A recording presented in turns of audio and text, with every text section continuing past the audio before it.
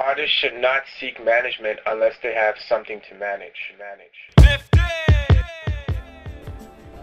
Mr. Andrew James, S4 Entertainment. I know you're a real crazy busy dude, so first of all, thanks for taking the time to sit down with me and educate the people and educate myself. You've been in the business for quite some time, and you're obviously a man of many talents. I guess first and foremost, what inspired you to become involved with the music industry and specifically artist management? Music has always been, I guess, a part of my life. I remember when I was younger, going through my dad's records and alphabeticalizing everything. First separating by genre, and then separating by record label. Yeah. And so, you know, I've just always had a passion for music and entertainment. And management, because I've always had a desire for music and entertainment and being out there acting and singing and whatever it is, I always felt like there was never really not a lot of back end or not a lot of people doing the back end stuff or getting the infrastructure in place so that people could make this a career. Right. And so I decided to go into management and study artist management, artist development. Plus I liked people like Barry Gordy and Diddy, people who were developing artists, not just finding them and signing them, putting them out, but, you know, creating legends, you know. So that's what it was all about. Nice. I had a talk with Click sometime a while ago, you know, the A&R of Toronto, and he mentioned that artists should not seek management unless they have something to manage. Yes. Let's talk a wee bit about that. What exactly is that quote-unquote something that they should have when seeking out management? Managers come in to handle business. They handle something that's going on, right? So I think an artist should have already, you know, be booking shows for themselves and getting out there doing shows. You should have a project done, whether it be a mixtape or, you know, working on something.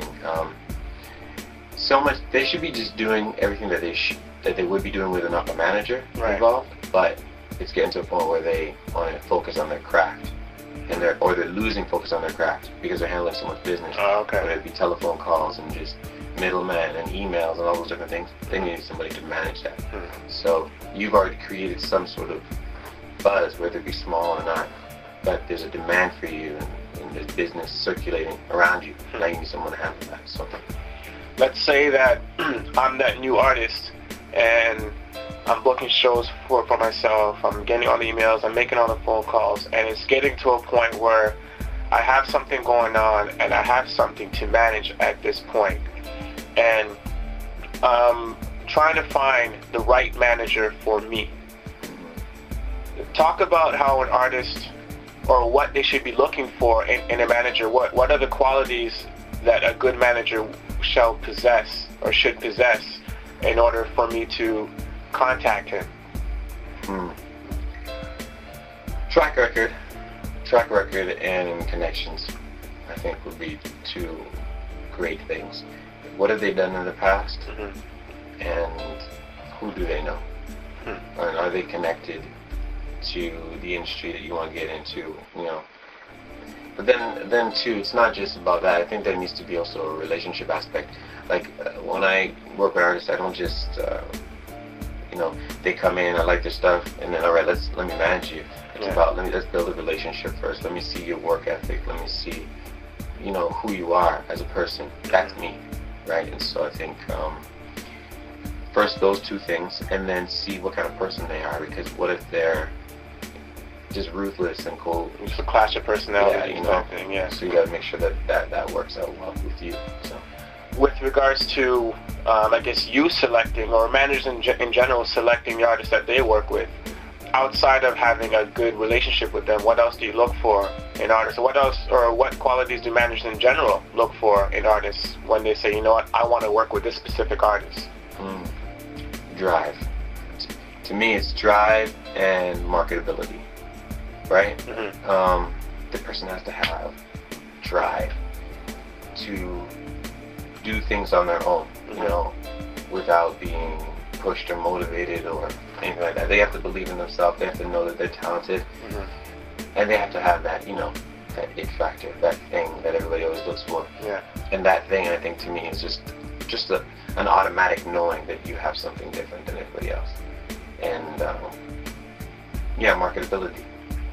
You know, you can see this person on a CD cover. You can see this person on a stage in a concert. You know, is that something that can be worked on? You know, let's say that I'm a new artist and I'm hearing this interview for the first time. I'm hearing the words like the it factor and being marketable and so forth. Let's say I don't know if I have those things. Are these things that I can actually build on? Like, can I get the it factor at some point, or can I be marketable? Are these things that can be quantified at some point? You can be marketable, but you can't always attain the it factor.